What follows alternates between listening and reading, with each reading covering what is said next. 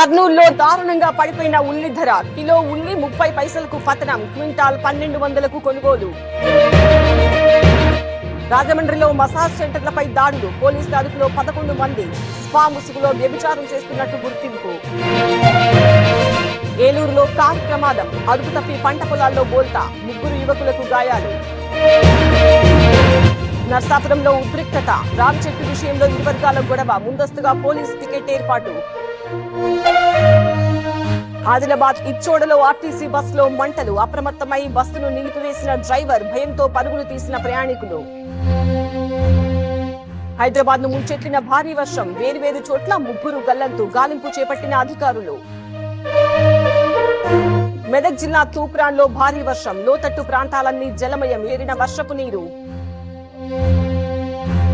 మెదక్ జిల్లాలో హల్దీబాగు ఉధృతి. రోడ్డుపై ప్రవహిస్తున్న వరద నీరు. తూప్రాన్ కృష్ణాపూర్ మధ్య రాకపోకలు బంద్. తుంగభద్ర డ్యాం కు తగ్గిన వరద. Inflow outflow 10,000 క్యూసెక్లు. ప్రస్తుత నీటి మట్టం 1626 అడుగులు.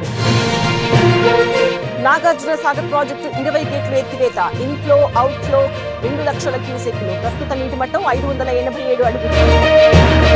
జూరాల ప్రాజెక్టుకు తగ్గిన వరద. Inflow 52,000, outflow 45,000 క్యూసెక్లు. ప్రస్తుత నీటి మట్టం 318 మీటర్లు. సుంకేసుల డ్యాం కు కొనసాగుతున్న వరద. 7 గేట్లు ఎత్తి దిగువకు నీరు విడుదల. Inflow 35,000, outflow 30,000 క్యూసెక్లు.